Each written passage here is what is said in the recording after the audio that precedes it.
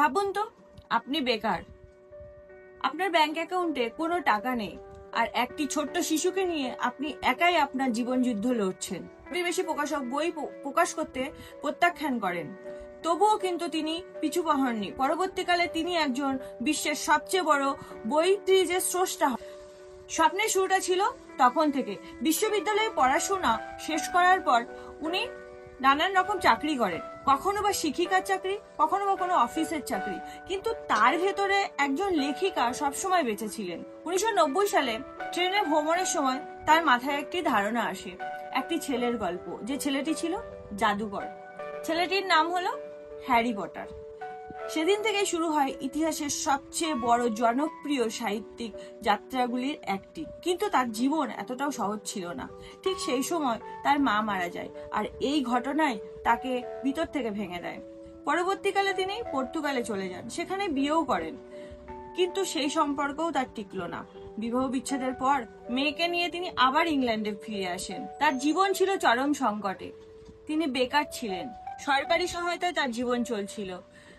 তার সন্তানের জন্য খাবার জোগাড় করতেও তাকে অনেক কষ্ট সহ্য করতে হতো। তিনি এটা বলেছিলেন, আমার হারানোর কিছু ছিল না। সেই জন্য তিনি নিজের স্বপ্নে কিন্তু অটুট ছিলেন, নিজের স্বপ্নকে তিনি ছাড়েননি। কখনো মেয়েকে ঘুম পাড়িয়ে লিখতেন, তো কখনো ছোট ক্যাফেতে গিয়ে লিখতেন, আবার কখনো কখনো ঠান্ডা ঘরেতে গিয়ে লিখতেন। টাকা ছিল না, পয়সা ছিল না, সুযোগও ছিল না, তবু ছিল নিজের অদম্য ইচ্ছে আর অদম্য বিশ্বাস। সেই বিশ্বাস তাকে কঠোর পরিশ্রম করতে শিখিয়েছে, আর সেই কঠোর পরিশ্রম করে তিনি শেষ পর্যন্ত বইটি লিখে শেষ করেন, যে বইটির নাম Harry Potter the philosopher stone. তিনি ভেবেছিলেন এবার হয়তো সবকিছু বদলে যাবে, কিন্তু বাস্তবতা ছিল আরো অনেক কঠিন। তিনি প্রথম প্রকাশকের কাছে গেলেন, না। দ্বিতীয় প্রকাশক, না। তৃতীয় প্রকাশকও না।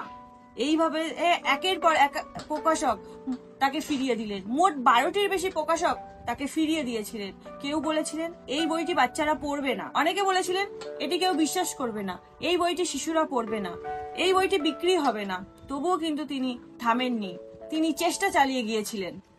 অবশেষে একটি ছোট্ট প্রকাশনা প্রতিষ্ঠা এই বইটি প্রকাশ করতে রাজি হয়, আর বইটি বাজারে আসার পর সবকিছু বদলে যায়। পাঠকরা হ্যারি পটারকে ভালোবেসে ফেলে, আর এই ঘটনা থেকে তৈরি হয় বিশ্বব্যাপী এক ঘটনা। পরবর্তীতে হ্যারি পটার শত শত মিলিয়ন সিরিজে বিক্রি হয়। এই বই থেকে তৈরি হয় সিনেমা, আর জেকে রলিং হয়ে ওঠেন বিশ্বের সবচেয়ে বড় সাহিত্যিকের একজন। যে নারী একদিন সরকারি সহায়তায় জীবন চালাতেন, সেই নারী হয়ে ওঠেন কোটি কোটি মানুষের অনুপ্রেরণা। জেকে রলিং গল্প আমাদেরকে শেখায়, ব্যর্থতা শেষ নয়, প্রত্যাখ্যান শেষ নয়, দারিদ্রতাও শেষ নয়। যদি আপনি নিজের স্বপ্নকে ছেড়ে না দেন, তাহলে আপনার স্বপ্ন আপনাকে ছেড়ে দেবে না, আপনার স্বপ্নই বরঞ্চ আপনাকে পরিচিতি তৈরি করতে পারে।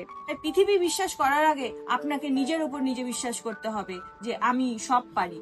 জেকে রলিং এর গল্প আপনাদের কেমন লাগলো?